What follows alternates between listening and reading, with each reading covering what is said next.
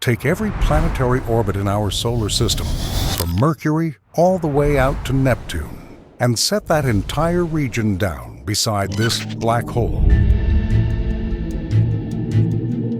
Then lay it across the black hole's face, edge to edge. You would have to repeat it about 65 times to reach the other side. This black hole sits at the heart of a distant galaxy cluster, and it's called Phoenix A star. If the models describing it are correct, it is the most massive black hole we have ever identified. For most of us, the explanation for something like this feels obvious.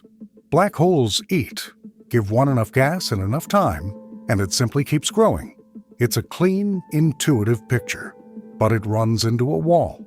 According to the physics of how black holes actually feed, an object this large should not be able to exist.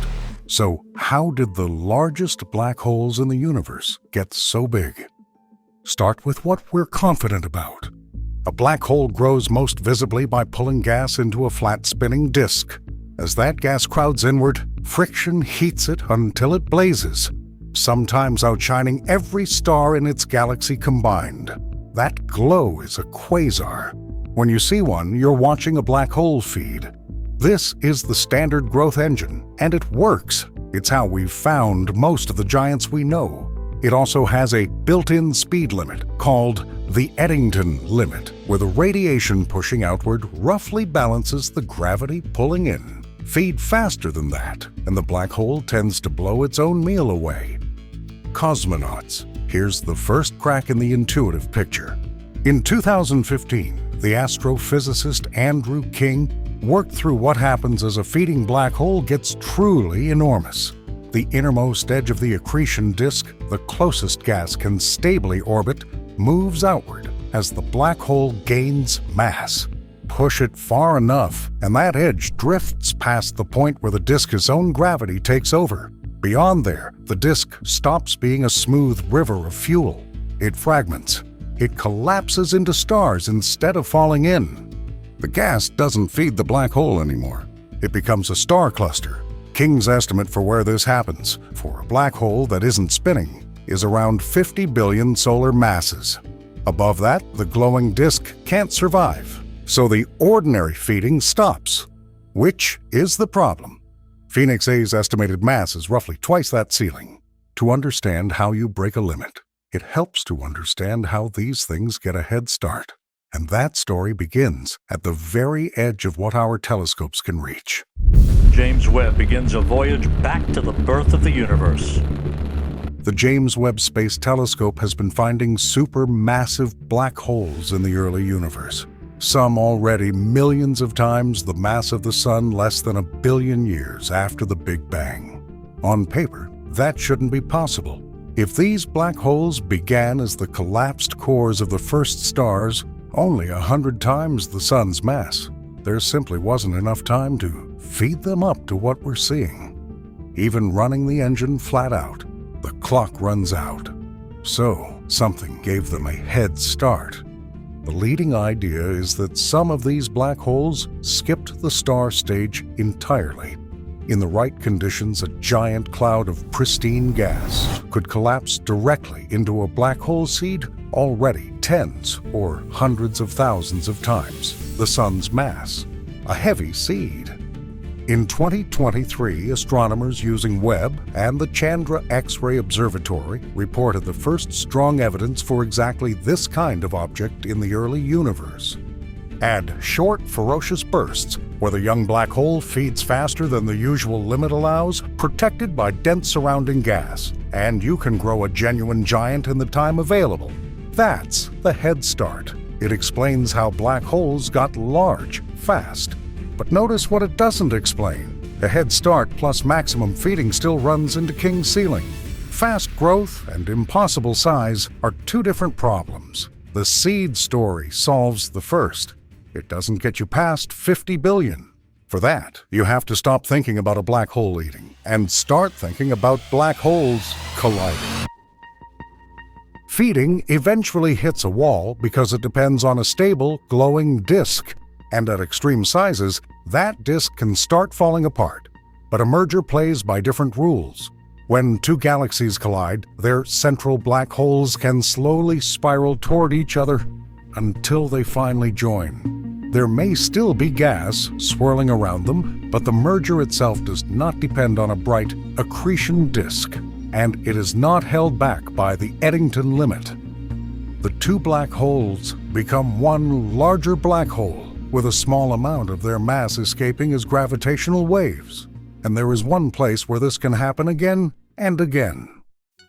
The giant galaxy at the center of a rich cluster sits at the bottom of an enormous gravitational well.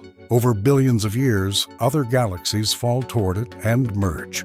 Many of them bring their own black holes along for the ride. Simulations have shown that black holes can grow to nearly 50 billion solar masses this way, through repeated galaxy mergers, black hole collisions, and fresh bursts of feeding. Phoenix A sits at the center of exactly this kind of cluster. Now the two threads meet, and they meet in a revealing way. In 2023, a separate team measured another of these cluster giants, the black hole in Abel 1201, not by its glow, but by how its gravity bends the light of a galaxy far behind it. The result came in at roughly 33 billion solar masses, placing it in the same range as the largest black holes ever directly measured. Phoenix A is different. Its famous 100 billion solar mass estimate is not a direct measurement. It comes from models asking how massive a black hole in such an extreme cluster could become. That estimate sits above King's usual 50 billion solar mass limit, but there are several possible explanations. The black hole may be spinning rapidly, which could allow a glowing disk to survive at much higher masses. It may have gained much of its mass through repeated mergers rather than ordinary feeding. Or the estimate itself may fall when astronomers finally manage to weigh it directly. So, Phoenix may be the largest black hole we know, or it may be much smaller than the headlines suggest. What is clear is that black holes cannot keep shining forever. Eventually, the gas runs low, feedback pushes it away, or the disk itself becomes unstable. The quasar fades, and one of the brightest objects in the universe goes dark. Not with an explosion, but because the engine that made it shine can no longer keep running. So how did the largest black holes get so big? Not through one endless meal, and not through one single trick. Some may have begun with a head start in the early universe, forming as unusually heavy seeds. Then came intense periods of feeding, galaxy mergers, black hole collisions, and billions of years spent growing inside the crowded centers of massive galaxies and clusters. Gas did much of the work. Mergers helped push some of them even further. The black hole at the center of Phoenix A may truly approach 100 billion solar masses, or a future measurement may bring that number much lower. For now, that part of the story remains uncertain, but the bigger picture is clear. The largest black holes are not just bottomless mouths. They are the products of everything that happened around them. Every burst of gas, every collision, every galaxy that fell inward, and every black hole that eventually joined the pile. They are less like monsters that simply kept eating, and more like cosmic archives built layer by layer across the entire history of their surroundings. And if Phoenix turns out to be smaller than we thought, the mystery does not disappear. It only means the true record holder is still out there. So, where would you put your money?